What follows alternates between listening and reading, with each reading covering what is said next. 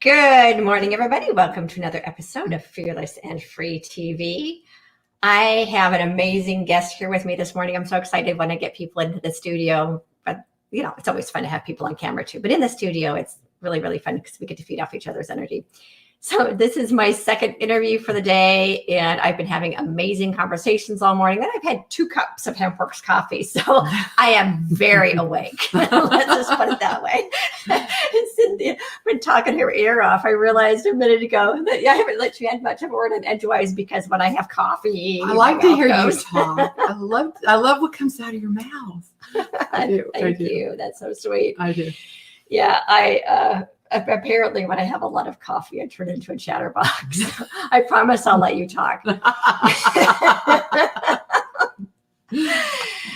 So I'm super, super excited to introduce you to my guest today, Cynthia Jordan. I have a fun little story about Cynthia. So a couple of years ago, I was working on a documentary film called Pearl. And my co-creator and I were talking about homelessness in Los Angeles, which everyone knows is a real issue and has gotten even worse since COVID. And we will find a solution to those issues.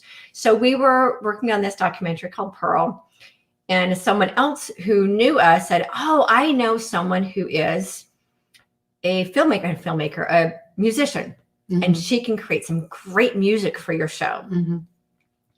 So this friend by email introduced you to me. And you sent me this email that said, "Hey, what a coincidence that you're working on this movie called Pearl, and I'm working on this play and a book called Pearl." And it was kind of one of those. So I like to say that synchronicity is the magic of the universe. Absolutely. So it's one of those magical moments. Absolutely. And then something even more magical happened. You said, "I'm going to be in Redondo Beach in a couple of weeks. Do you want to meet up?" So I met you at a coffee shop, and you said, "I grew up just a couple of blocks from where you live." So it was just one of those other really amazing experiences of, here's this new friend of mine who we know we're sisters. We know that now. That she was born and raised literally 10 blocks from where I've been living for the last 25 years. Yes. And we just met and we hit it off, and we've been friends ever since. Yeah. And look, she's back in Redondo Beach again. Yes. Yes. But now we know why we connected in the first place. Because we're sisters. Yes. Yeah.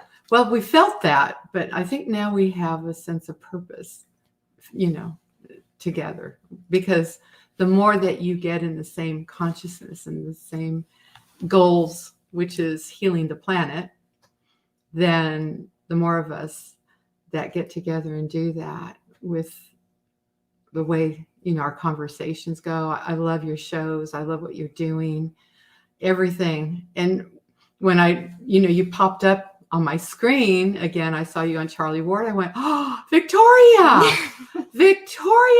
oh my gosh." And I texted you and you got back with me. And ever since then, I've just been, because in our conversations, I knew that you were completely awake, and had like a complete connection to source.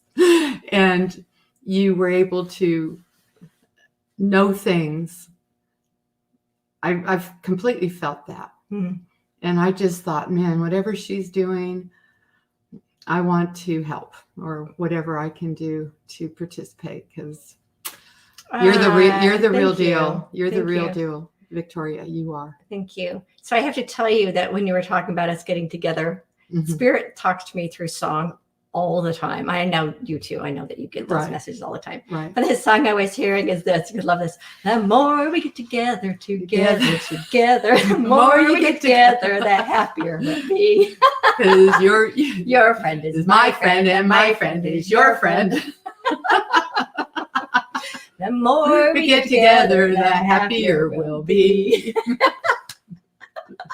Now you're talking my language. Yeah, right. So, I mean, that actually is where we are on the planet right now. Yes. We are being asked to get together. Yes. We're not playing follow the leader anymore. No. We are playing get together. Yes. We are. And what a fun and amazing place we get to be in when we get to get together on this. This is all Yes. about all of us coming together, bringing our resources together, bringing our ideas together, Yes. bringing our skills together, bringing our passions together, Yes. and actually creating the world we want to live in from our heart space. Yes. And follow the leaders, part of the old fear-based paradigm of expecting somebody else to create it for us. Yes. Human beings are creators. Yes. Yes, we are. That is how we are made in the image and likeness of Source. Oh, and don't you just love what's happening right now? Because I always knew that we would eventually evolve from fight, flight, right? Because wars just don't work. It's a dinosaur idea. It's stupid, and they don't work. Too many people get hurt. And I knew that at one point, people would start really remembering who they are and saying, this is stupid. We're not going to do war anymore. And we would evolve into our spiritual awakening. What I didn't know is that the Genesis was going to happen in my lifetime, our lifetime. I didn't know that because my plan was to come right back and see if it would, when it does happen, right? So we're watching the genesis of this amazing awakening that's happening throughout the whole planet, because everyone is going to love, which really comes back to us, doesn't it? Love. Wait, I am love. Love makes the whole world go round. Love makes the world go round, right? You do come in song, but love, we are love. That's our true essence, is love. And now that we're seeing that, because we're feeling it, we're saying that's not what I am. This is what I am. Yeah. And this is what you are. And when we find each other, then it's happening more and more and more. The light just gets brighter and brighter and brighter. Yeah. I'm excited. I am too. It's so exciting. So excited. So exciting. Yeah, and I just keep reminding people, and this was a huge part. So my spiritual awakening took place about 10 years ago when I started to understand what love really is. Right. Love isn't an emotion; it's actually the energy that all things are created, and that each of us is actually love experiencing human form. Yes, exactly. So when we remember that we are actually love embodied, and we start to make hard to believe, I am love. I am love. I am love. God is love. Like that's it. That is all that is. That's it. Right. It's everything. It is everything. So, you know, my son told me this when he was, I don't know how old he was. He was quite small. And he said, Mommy, love is like the glue that binds people together. I love little kids because they say the most profound things. And I said, oh my gosh, you're right. Yes. That is it. Yes. He was how old? I don't know, maybe 7 or 8. Yes. Yeah, pretty young. Because when they're young, they, I always say if a baby could talk, they would blow us away because they just came from God. Right. And they know they're God, and they know that they're that essence, that they know that, and they're acclimating to the human experience. Yeah. And everybody is born into a different story. Your story is different than my story. Some of them, you had your challenges early. My challenges came later. But we each have a story. And it's so wonderful when you know who you are and you learn who you are and you find that that's what you were all the time. I've always said we're born with this bright, bright light, the light of love, the light of God. And then as we start progressing, get a little bit older, these little shutters start going up, right? These little shutters kind of go up, and then the shutters start coming back down. They don't all go up, but you see these little shutters, because the ego, we start comparing ourselves when we get into our flight fight mode, which is survival and trying to fit in the tribe and all that. You want friends in school. You don't want to be ostracized and all of that stuff. And then, we were talking earlier, Victoria, how I always say we were kind of on the right track back in the 60s when we were doing peace, love, war, no war. We were doing the songs and the poetry that came out during that time. And then everybody got mortgages. They got married, had kids, got mortgages, blah, blah, blah, blah, blah. And we kind of went off track, but I think we're coming back to that now. I listen to those songs all the time now, and with a different meaning and a different heart, because that's pure poetry, you know? Yeah. Wow. Yeah. A lot of that music, I actually need to dig some of that back out again. I remember, Man, I made a song good list. songs. I made a song list on Spotify. Love is but the song we sing, fear's the way we die. You can hear the mountains ring or hear the angels cry. Okay, so for those who don't know who Cynthia is, Cynthia's songwriter. I'm a songwriter. Right? She's a songwriter and a performer. And I'm going to find her. And I write books. And she writes books. And I love kids. And see, then there she is. So, oh, okay. Right. So, okay. I didn't officially introduce you. This is Cynthia Jordan. But my friends call me Cindy, so you can call me Cindy. Cindy Jordan. Right. And she does have a claim to fame. It's okay if I tell them what your claim to fame is? Okay. But, don't judge me. No, this is a loving audience. They don't judge, right, people? Don't judge me. I always tell people this. Judgment is not allowed in my audience. I wrote a song about drinking too much tequila and waking up next to a cowboy that I didn't know who it was. So I always say, don't judge me by that. But you won a bunch of awards for that. And... I did. It was actually Country Music Song of the Year. And it goes, Jose Cuervo, you are a friend of mine. I like to drink you with a little salt and lime. Did I kiss all the cowboys? Did I shoot out the lights? Did I dance on the bar? Did I start any fights? And then the next verse is, now wait a minute, things don't look too familiar. Who's this cowboy sleeping beside me? He's awfully cute, but how'd I get his shirt on? I think that was the killer verse that went, no. It was so funny, Victoria. After that, I moved to, what happens if you write a song like that? I met a cowboy, handsome, blue-eyed cowboy. So he moved me from Redondo Beach to Texas, and I was out in the wide open spaces, and that's where I woke up, was in this beautiful ranch, this horse ranch that we had. And we had 2 children, and I started writing songs for children and started a ministry called Kids for Kids out there. And I learned a lot from the children. That's when children will teach you, like you were talking about your son, children, they know. And so, but one of the grandmothers said, I don't understand how a woman who writes songs about tequila can write songs about Jesus. She was right. So that's when I started understanding, that we all have these different personalities. I said, CJ wrote the tequila song. I'm Miss Cindy. I wrote the songs about Jesus. And then I went to my higher self, right? I said, Cynthia, she is the awakened one. She is the light. She's all that is good. CJ is my little warrior princess. And she can cuss like a sailor. She's got a little bit rebellious, isn't she? Yeah. But she was the one, this little grandmother, that taught me about judgment. And that's why I always say that, don't judge me from my song, right? Because of this little grandmother who had said that. It's interesting how we make judgments on people, and no, we're all one. And so when we do make those judgments, we have to, it's like holding up a mirror. Okay, what is it that's really bothering me? What? Because this person's just being themselves. Why is it hitting me so hard? Right. And then we have to go in reflection of our own self, our own lives, and our own understandings. And that's where, so judgment has its purpose, because you're really not judging them, you're judging yourself, right. And your ego, so.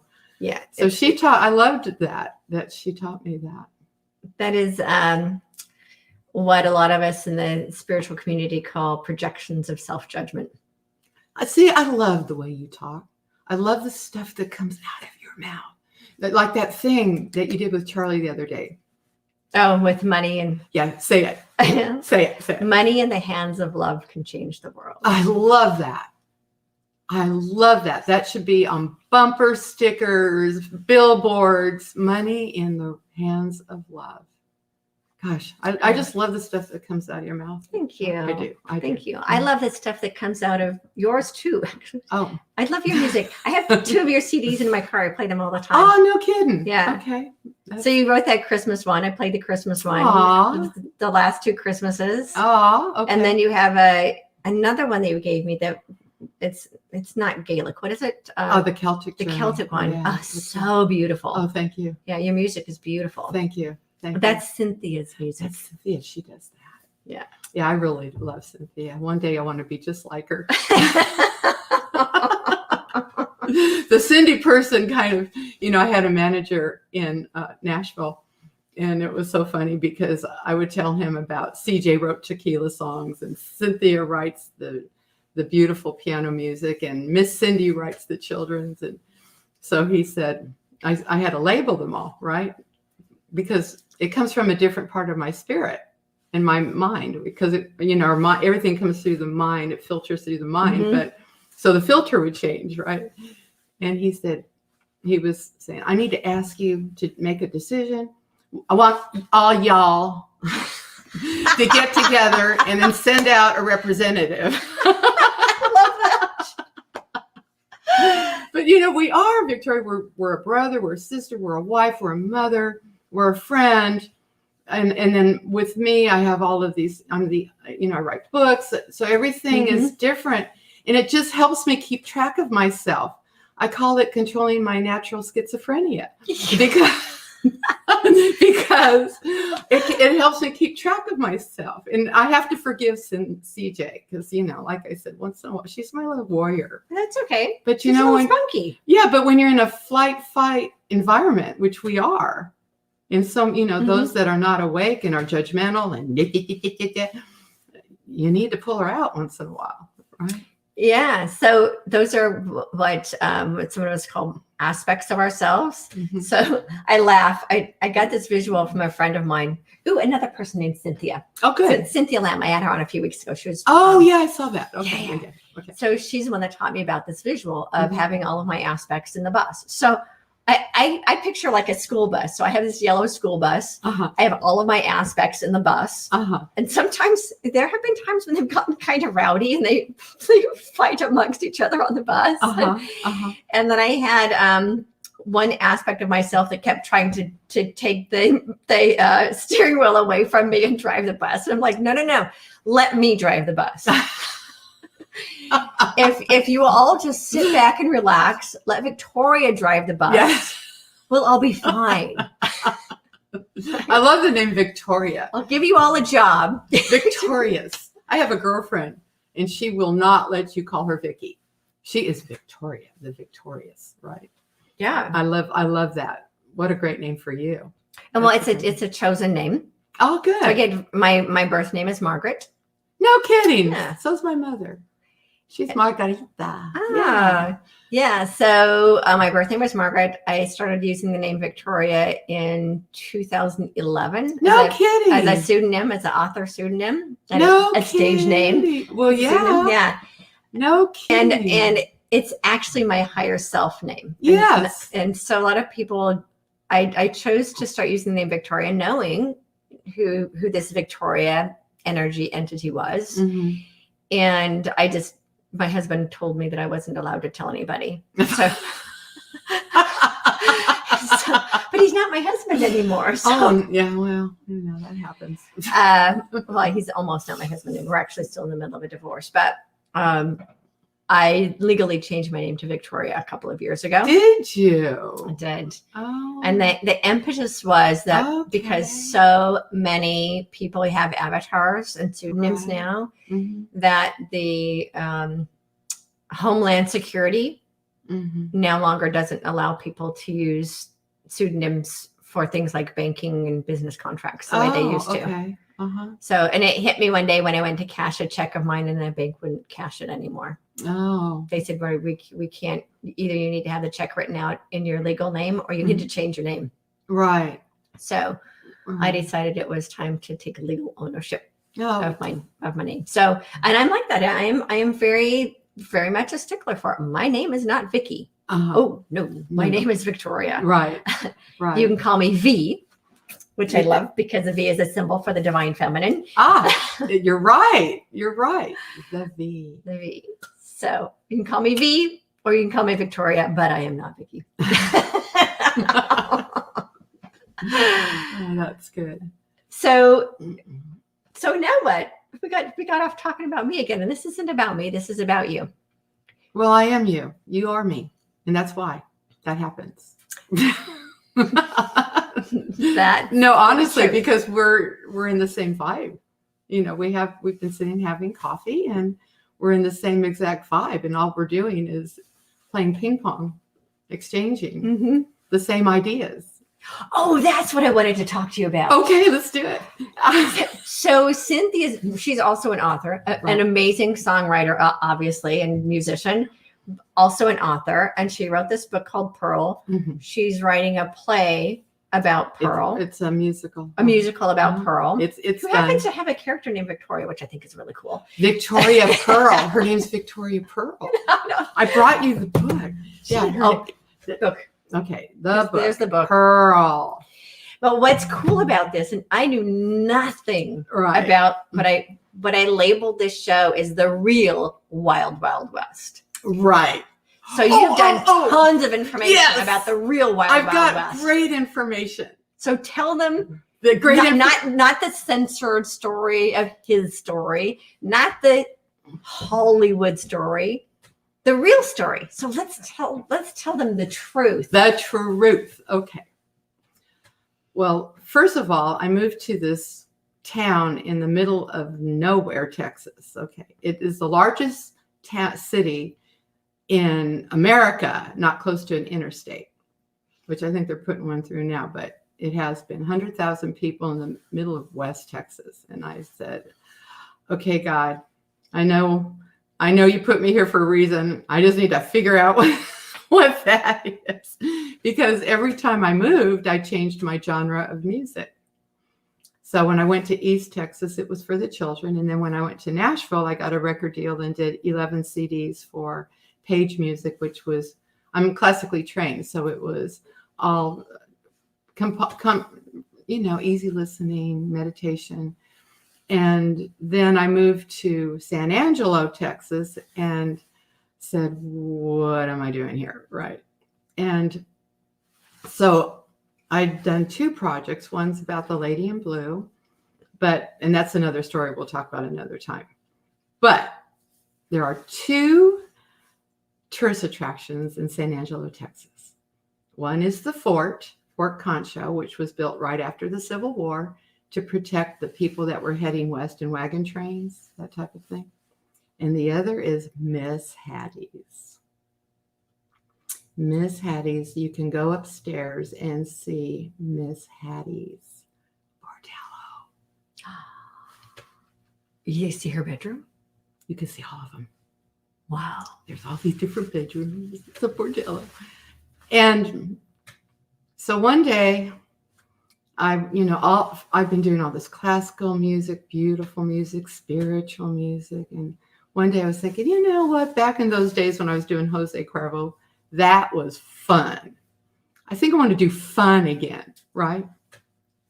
And so I had been playing music at Miss Hattie's. There was a restaurant there, and they had an upright piano. And I bought myself a saloon outfit, and I started singing old songs from my grandmother used to sing those songs. In fact, she played here in Redondo at a place called Pat's and at the Eagles Club. And she was a honky tonk piano player. So I'd play the songs that she used to play and did all this. And then I started writing some fun songs. And one day, oh man, this was something. And just having fun, And one day I was, how that place, I think they call it alpha. When you just wake up and your mind hasn't started working yet and you're headed towards the coffee pot. Remember that? That place? You don't have really any thoughts yet, right? And I had gotten up and I had kind of heard, when they talk to you from the other side, you get little glimpses, right? And then when they know you can hear them, then they get really excited and their voices get louder and louder and louder, right? So what I'd heard a little bit was we weren't bad people. We weren't bad people. I kept kind of hearing that. And so I got my coffee and I didn't want to break it because I could hear them, because I could feel that they were getting more and more excited because they could. It's like she can hear us, right? Right. So I'm listening and tell them why we did it. We weren't bad people. Tell them why we did it. We weren't bad people. And by the time I got to the piano, I had, if you could wear my slippers for just one day, you'd understand why I'm nice to the men and I make my living this way. And I had, that was written. Right. Wow. And then I said, so I had that. And then I said, tell me why you did it. And from my left side, I heard I was a widow and I had a child that I needed to raise. Because we have to remember, in those days, if you didn't have a man or family taking care of you. Okay, so she said that. And then behind me, I heard, I'm an orphan.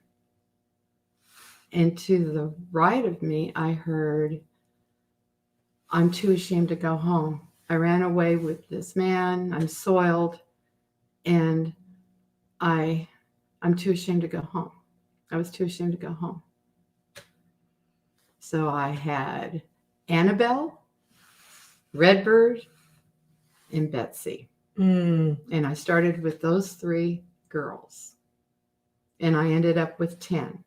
Because what happened was, I learned what was happening was that each of these girls that came to work at Miss Pearl's parlor had a story, had a backstory.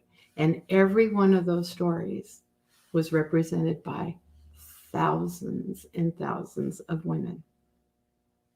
The widow, the orphan, the soiled, the mistress.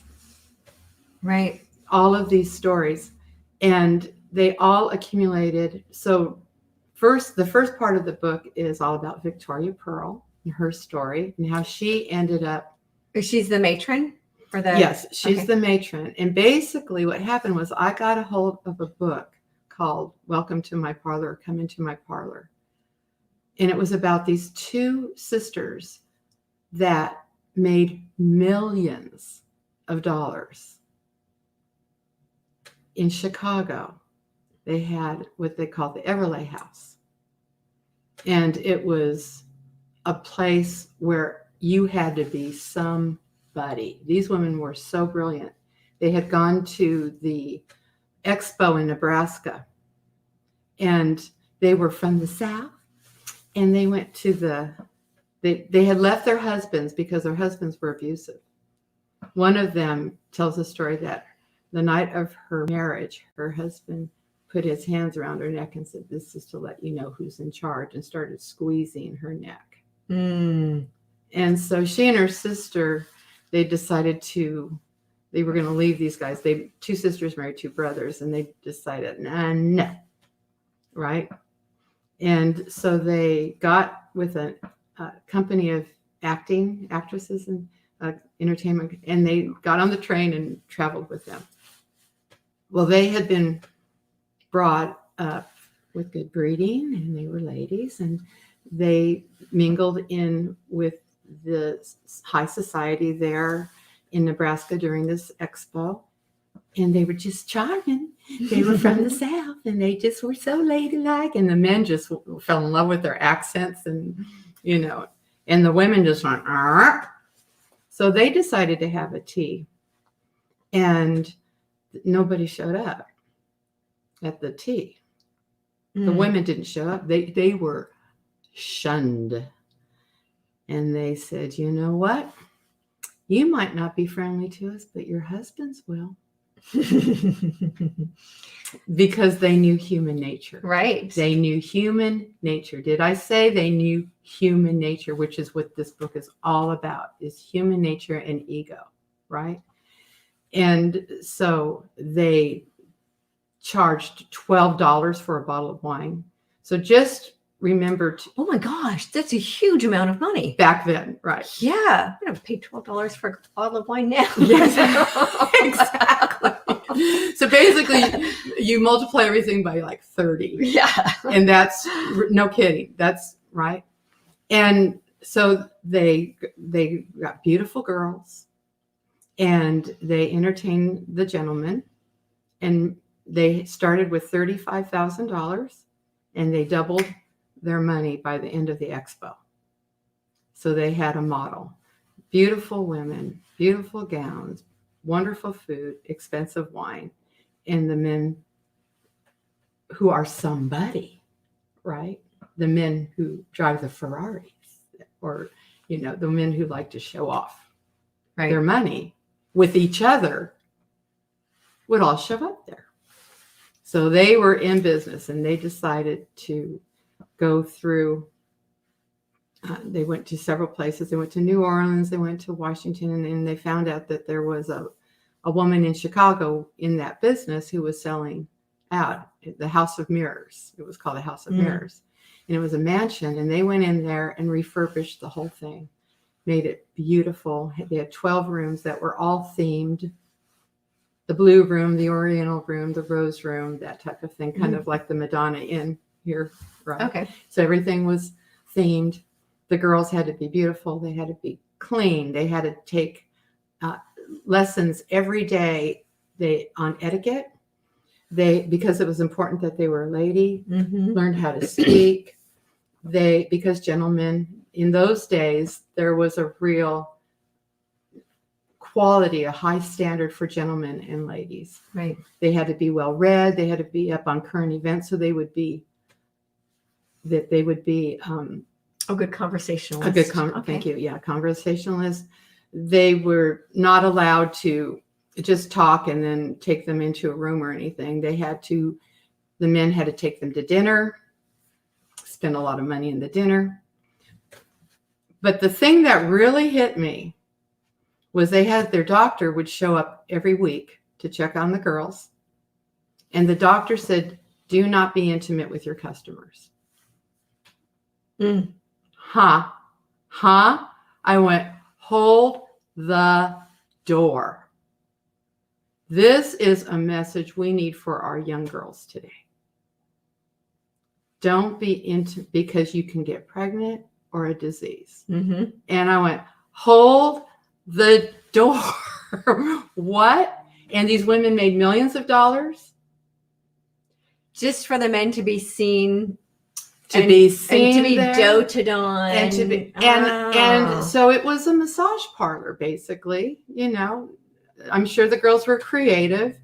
The end result was the end result, right? But what they didn't experience, the man didn't experience, was the conquest. Right. Because the girls, the girls were in charge of their pleasure. Does that make sense? And I went, hold the door.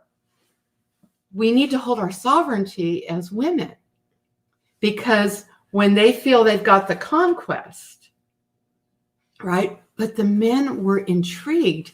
They were pampered by this gorgeous woman. They got to be seen by their peers. And what happened with that was they started seeing each other like out at work or something. And they would say, I'm going to go get ever laid tonight. Well, have you ever heard the term getting laid? Yeah. Well, that's where it started. That's funny. We're going to go get ever laid tonight. Are you going to be there? Yeah, I'm going to be there, that kind of thing. Another thing to understand was back in the olden days is when a woman was pregnant, you were not a gentleman if you wanted to be intimate with her. So, for 9 months, these guys So the ones with money, and they knew it was clean. But I think what was the most important thing spiritually was that these women never felt that conquest. I mean, I'm sure they slipped up here and there, whatever, right? But they never felt the conquest of the man, right? Which, they didn't give their body, right? They were able to pleasure without all of that, right? And hold some of their mystery and their sovereignty, right? They were in charge of his pleasure. And he technically wasn't committing adultery. No, right? I never had sex with that woman. Right.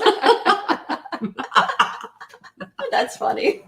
But right, they could be married and they would go off and they would spend quality time with a beautiful woman who doted on their every whim. But they didn't technically have sex with her.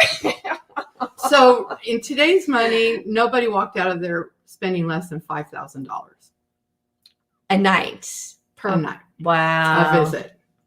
And the Everlay sisters were, because they were completely working off the male ego. Because when men, I remember a man who read my book, he said, what else you going to spend the money on, right? Oh, good point. Yeah. He said, you make all this money, what else you going to do? You know, you can go. And some of them were probably married, but and the conversation. You hear all the time from women, especially the high-classed girls that service gentlemen, that they'll say, a lot of times that doesn't even happen. It's more about the companionship. So men crave that companionship. Right. Women, so the point is we have this amazing power, this amazing, amazing power that we have. And we should only allow that, because sex should never be a conquest. Mm-hmm. It should be a mutual dance of love.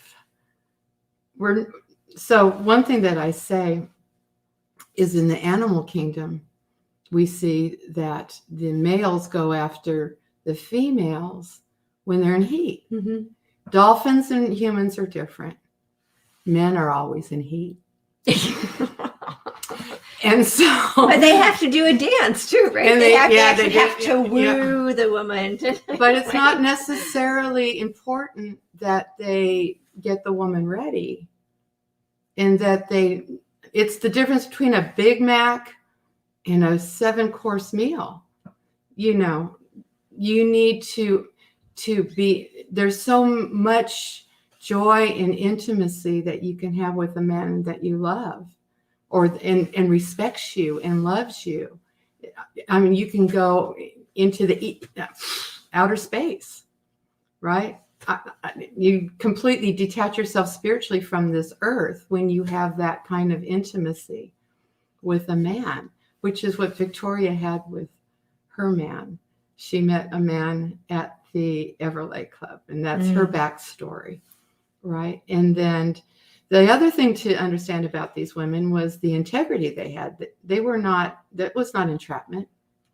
And they would not go knock on anybody's door and say, guess where your husband was last night? There was a sense of trust with these women, and the women took care of each other. And the Everlay sisters, a lot of the girls were married that worked there. Yeah, they wanted their girls out of there. They didn't want them there. They would not, we're hearing all of this darkness happening now. It happened back then. What would happen? But in those days, if you were soiled, you had no value. Right. So men would have a coffee with a pretty girl and say, oh, you need, and take them to a place, or drug them. Mm-hmm. And then they would be gang raped. This was pretty, and they would be, and they'd wake up with just a gown on and say, well, you're soiled now. Mm-hmm. You have no value. You're ours now. You belong to us now. And that happened a lot. There were 500 brothels in Chicago. 500. Wow. When the Everlays were in business. but you had to be somebody, and you couldn't be fat. You couldn't smell bad. And one ugly word to any of those girls, you were kicked out and never allowed to come back. So you had to be a gentleman. So it was a gentleman's club. It was a gentleman's club. A real gentleman's You club. had not to like be this. somebody. Yeah. You had to be somebody. And I just thought, first of all, you know, okay, we're going to show this picture. You see that picture? There's something intriguing about this, right? Because I remember Charlie was talking to you about this girl who had been trafficked and how she first got in because she wanted the fame and the fortune and all of that. And then she learned that she was in a real bad place, right? And so that whole conquest thing, no. It's all about the tease. It's all about, I always say, you know, after they've sprung their sprung, you lose all control. Right. And if there's no love involved, right? You're like a piece of bubble gum that got stuck on the bedpost. You might get seconds, but probably not thirds. And this is a message that our girls need to know today is our sovereignty. So in the book, what happens is Emma Grace shows up. She's never been with a man. And her father's died. She has nowhere to go. And this man gives her a letter of introduction to Miss Pearl. And Miss Pearl feels her heart, you know, in her heart. She says, she's such a pretty girl. And she goes, yeah, I'll bet you he told you to come, you know, because Miss Pearl has opened her own parlor with the same model as the Everleigh. She was an Everleigh girl in the book. Oh, okay. So Pearl is fictitious, but the Everleigh girls, women are not. And so she shows up and and she says, well, can you cook, honey? She goes, I've never been with a man, but I can learn. And well, can you cook? She takes, you know, she says, yeah, I can cook. She says, well, you can come in. Mozella can use the help. And so Mozella is a woman who was, you know, she's a black maid at the Everleigh house, and they become great friends. And it shows the strength of the black woman in those times, right? Running everything. So this is what's happening here is Mozella runs everything, right? She's in charge of the whole house. And so she comes to Emma Grace. And that night, Tommy Lee, he's cowboy, all his cowboy friends. It's his birthday. It's first time with a woman, right? And so they fall in love. So this is a metaphor of two complete pure virgins that fall in love at a bordello. So there's the contrast. Right. So the book was really written to open dialogue between mothers and daughters and friends. And there's a lot of funny parts about it when Miss Comstock comes. Yeah, we're not going to spill the beans. Oh, yeah, we can't do that. But Miss Comstock says, my sister Dora May, she lives in Big Spring, Texas. She says that her Jimmy found the magic button. Yeah. And when he finds that magic button, she starts a screaming and a hollering, goosebumps all over her body, just like a coyote in the full moon above. Just like this.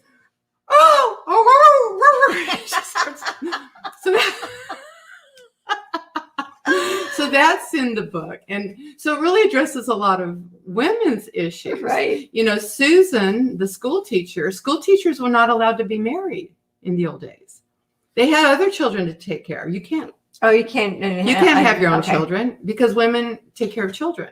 So school teachers, you've already got children. Oh, so once they got married, they couldn't be school teachers anymore? Well, they just weren't allowed to be married because... Or they had to choose. They had to, right. Yeah, have to. You've already got children to take care of. You know, because school teachers take care of the children type thing. Oh, yeah, schoolmaid and school marm and stuff. That kind of became, okay. So and then this poor gal, there's also that stigma, of that sex is bad. And Mm-hmm. so she comes to Miss Pearl and she says, Miss Pearl, is sex bad? Because I'm getting these feelings. She says, Pearl says, well, how old are you, honey? She says, I'm 28. Well, of course you're having these feelings. It's natural. So the book talks about how sex is natural, but it also needs to be respected. She says, right now, I've been looking at the buttocks parts of men, and sometimes I look at the front, and I'm a sinner, and I'm going to hell. So it addresses the stigmas. It really tries to focus on how beautiful and what a beautiful gift from God that we have in our bodies to share intimacy in the spirit of love. And that's what this whole thing's about. But there's, we've got human nature. There's parts that are sad that'll make you cry. There's parts that'll make you I need laugh. a good book. And yes, thank you. You're welcome. I'm even more excited to read it now. Well, it's what happened though is, oh my God, Victoria, what would happen is I would sit there and I would fall. I might do it now because I felt so sad for these girls. And the pain that they went through, and I could hear them telling me their stories. Yeah. And it was so sad, and they were considered trash, But a lot of them end up that way. I mean, because they basically already were considered that, or that was the only option. I try to explain to people all the time. Nobody grows up with the dream of, I'm going to grow up and be a stripper. That's what Pearl says. I'm going to grow up and be a prostitute. Nobody does that. The only girls who do that are girls who feel like they are damaged, and that is the only choice they have. That's exactly right. Nobody chooses that life. No. And then we have this horrible stuff with trafficking, where like this Kathy O'Brien, I love her. Do you ever watch her, Kathy O'Brien? Oh God, she's wonderful. And she was rescued, and she talks about the MK Ultra that we were talking about, and how she and you need to find her and you need to interview her. I'll get your name for her, because I want to interview those kinds of people too. Kathy O'Brien. I'd love to find her and interview her, because write her down. CAC. Yeah, Kathy O'Brien. She is a survivor of the trafficking. She was rescued by this man, Mark Phillips, I think was his name. Okay. And she was being trafficked in Washington, D.C. Oh my. And she names names. Right. And she's been before Congress trying to. So what I'm trying to do, I'm still no, but because you channeled them, you actually told you their stories. So you have a personal connection to them. I would boo-hoo cry while I wrote this book. Boo-hoo cry, because I could feel their pain, and I could feel their lack of respect. But come on, girls, I'm so concerned with our young girls today. I mean, I heard a story that this woman told me. My daughter just started college, and she was in, wherever they all hang out. And some guy just came up and said, you want to go? They've got apps where they just go have sex with people. They don't even ask their name. They don't even buy them a cup of coffee. It's just this crazy culture that's going on rampant with our girls right now. And we need to bring the sovereignty back into self-respect, because it's different for a man than a woman. It still is. I don't care what you say. When you feel used and there's no love, it's painful, and your sense of value spiritually is diminished. So I'm going to share this with you. My husband says something every once in a while and I had this talk with my son a couple of weeks ago. My son's like 15. Right. And this is what my husband says. Women need a reason. Men just need a place. You know what? He's right on. And women So this is the reason they've never been able to come up with a Viagra for women, because right, because we are emotionally involved with the sexual process, Right. and so women need intimacy and the men don't necessarily need it, and so the conquest is more of the fulfilling thing, I think, for the masculine. Or we're not sleeping pills. And we are not sleeping we're pills. not sleeping pills. Hello, we're not sleeping pills. Women have to escape the cave while they can. Right? Well, it changes when we get older too, because of course our hormones are raging. You know, it's all natural when you're younger, and then that changes. And so he's right. Especially when we're older,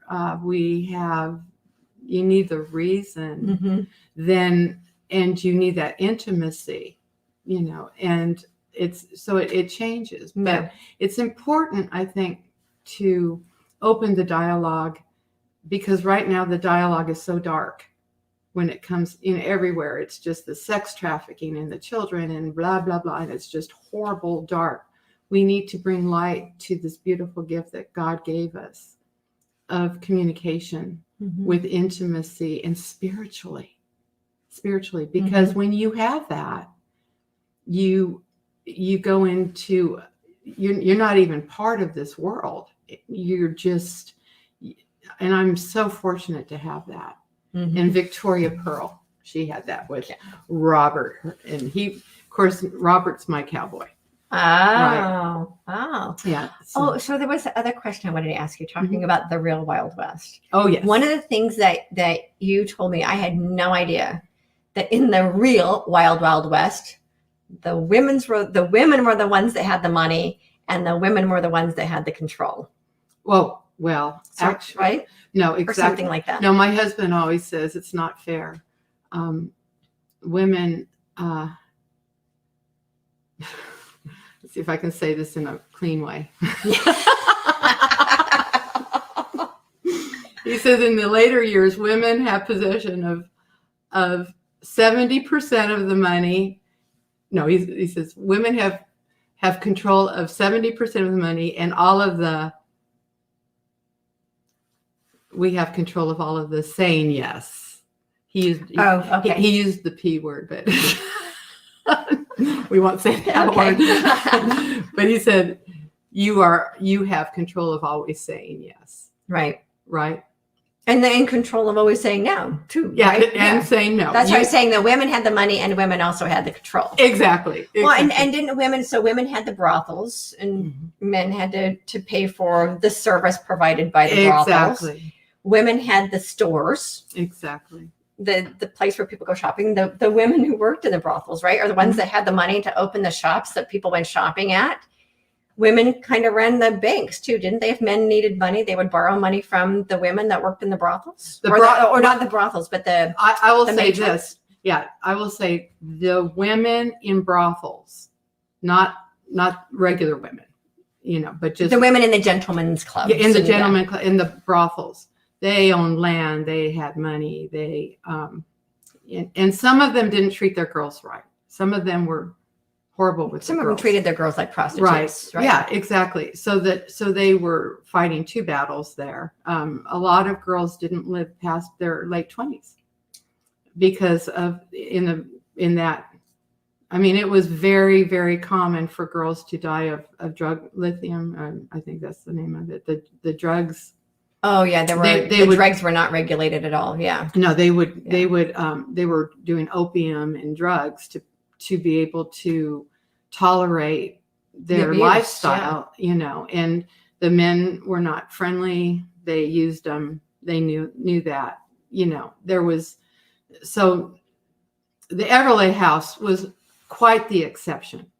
So that's kind of the difference between a gentleman's club and a saloon, kind of. Well, here's the thing, you know, even today, somebody told me the other day, they were approached by a prostitute at a beautiful hotel.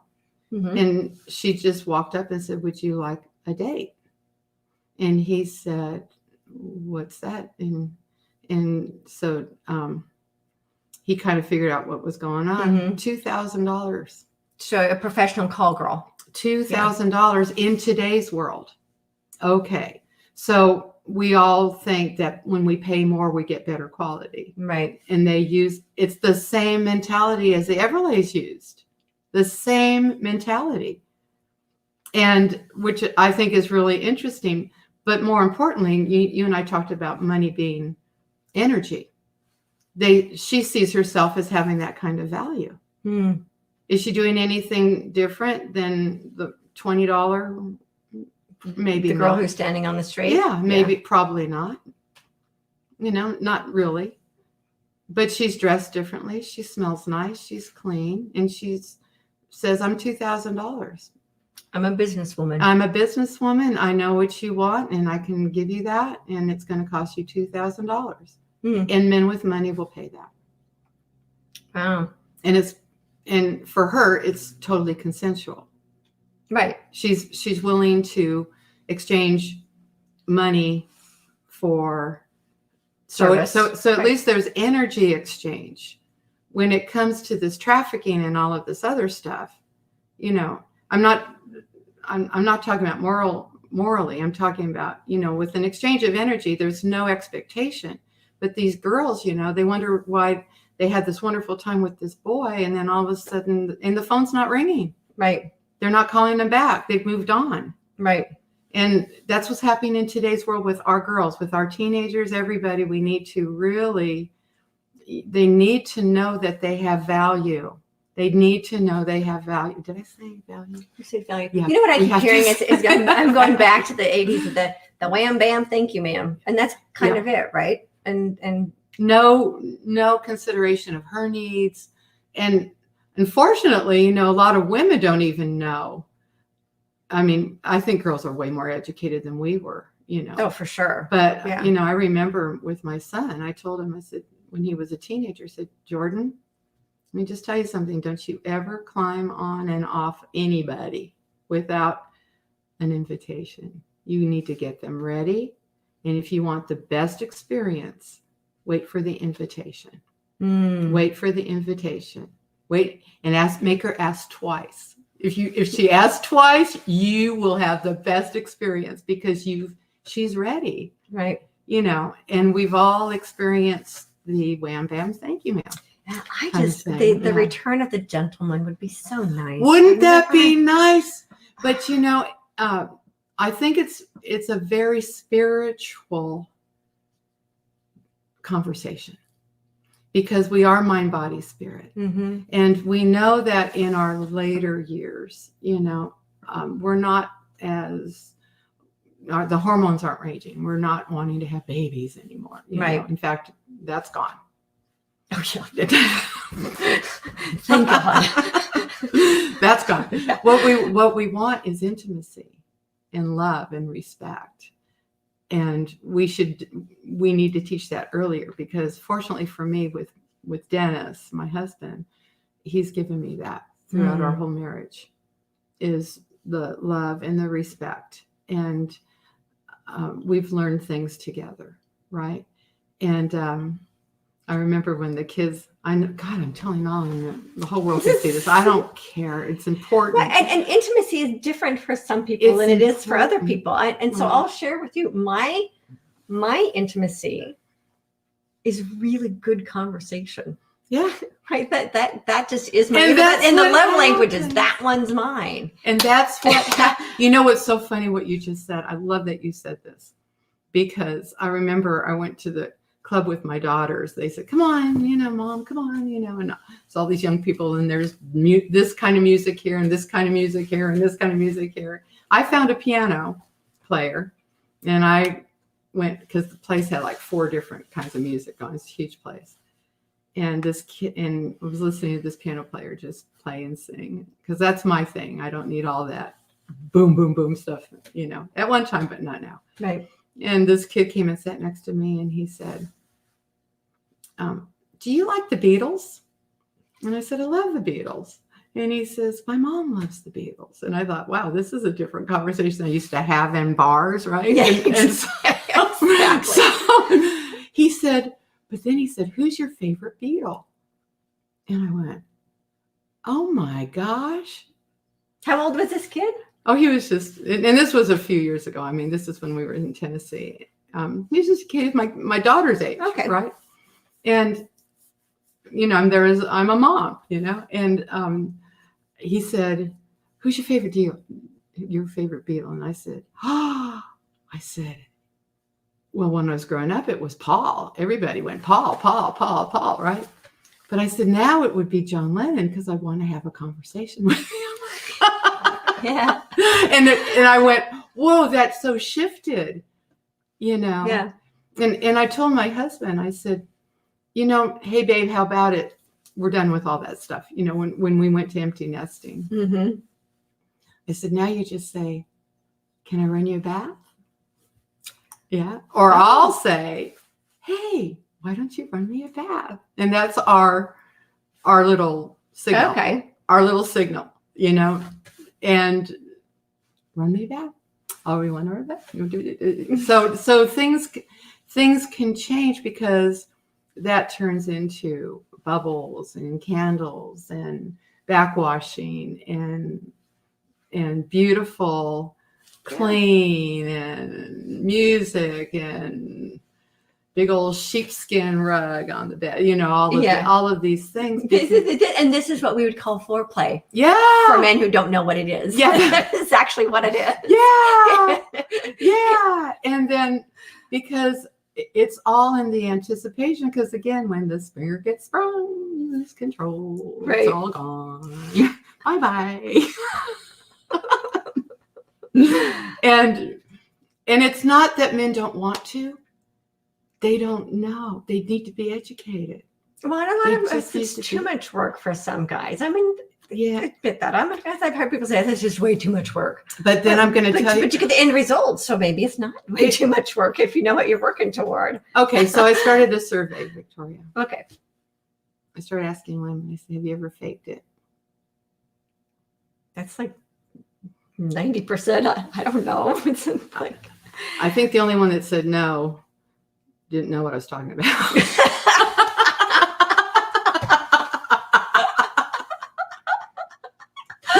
They all said yes. But you know, it's not their fault. They think, you know, the conquest, and boy, did she have a good time, right? Because right. Oh, so it's the Harry Met Sally scene, yes! right? Where she's in the restaurant, yes, doing a complete fake. It's not their fault. That's called enabling. Enabling, yes, it's called enabling, because you make them think that they're Superman and you just are tired, you know. I've never thought of it in that particular arena, because we think of it in like I'm done. Other kinds of codependent relationships. Right, exactly. But with sex, I'd never even crossed my mind. So that's why I was telling you exactly. Yeah. It doesn't, but all the man has to do is say, what can I do for you? What would you like? That's it. Mm-hmm. And women need to know themselves well enough to tell them. And they don't need to, you need to, because I remember my son was telling, there's a big round table of women. And he said he was at a fraternity party and they had this big film about how to please a woman. And he said, my buddies were all walking around and said, I don't need to see that film. I know what I'm doing. Right? He said, Mom, I was taking notes. And that's all you have to do. Yeah. It's easy. It's so simple, but we have that breakdown in communication. So you know what else is making me think of? I wasn't even planning. We're actually over. So there's a little timer right there that says how long we've been talking. So we've gone over a little bit. Oh, okay. But this is really the enabling thing takes me back to one other conversation. Then we probably should say goodbye because we've been on for so long. But I know from experience and from talking to a lot of women, there are a lot of women out there who are married and who are essentially prostituting themselves. Wifely duty. Right. And I just realized that's part of that enabling thing. Well, one woman told me, she said, I don't want him going anywhere else.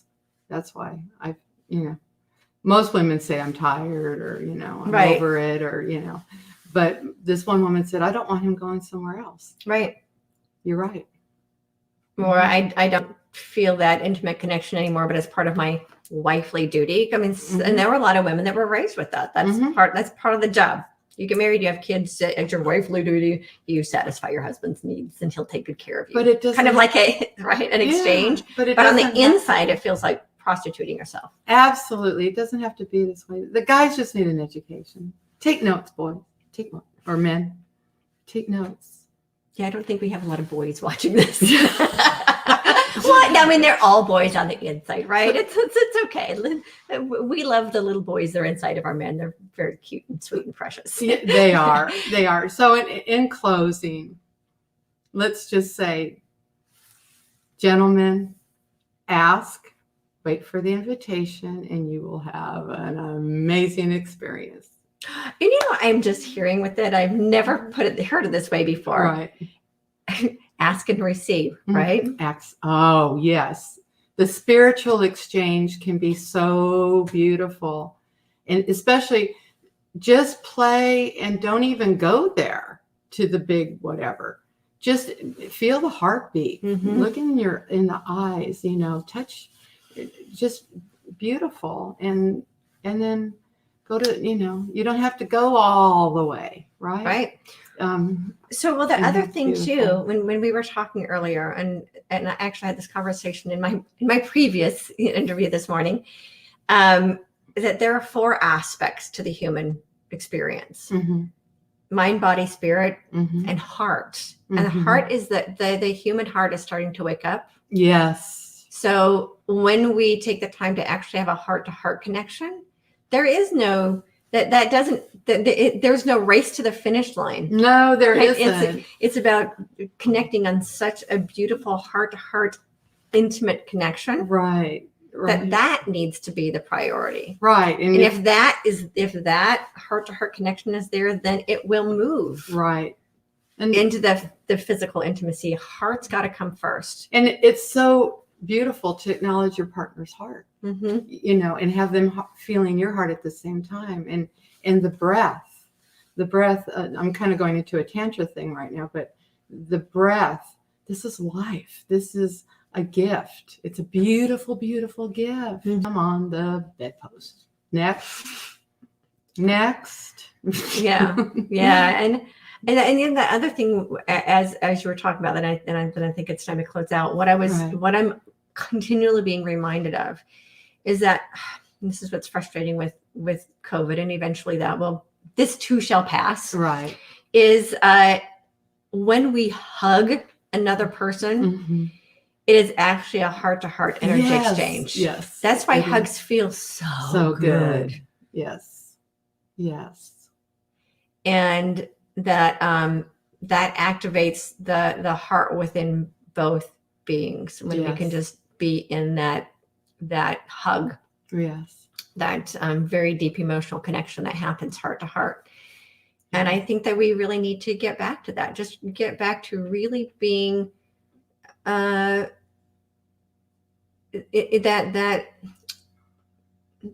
I don't know. Heart to heart for me is a spiritual intimacy. Absolutely. Because spirit is ignited within the heart. Absolutely. And get back to that. I think that's part of the awakening and the ascension process that we are collectively in right now. That we're moving out of this, just the mind, body, spirit, which is there too, which to me is the auric field and our connection to source. But the 5D that we're moving into actually is a heart-based reality. Yes.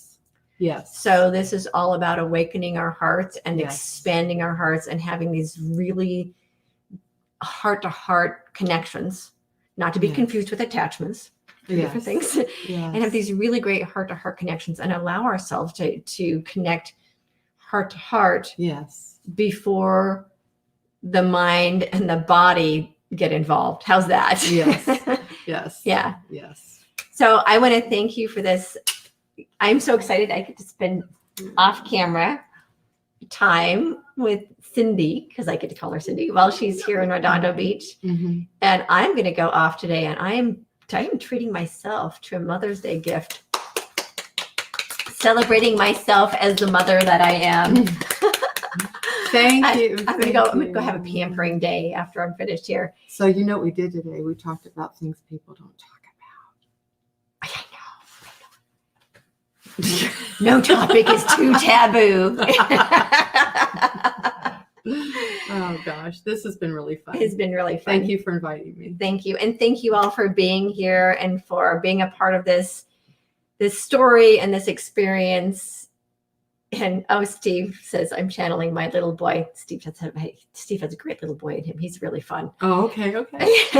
Good. So some of my biggest fans, some of my biggest friends are here. Hi, friends. Hi, friends. Thank you all for being here. Thank you all for joining this live show of Fearless and Free TV. And before we head out, as always, two things. Shine your light so high so that others can't help but see their own light. Yes. And remember to get bold, be fearless, and live free. Live free. Mwah. Bye, everyone. Thank you. Thanks, Victoria.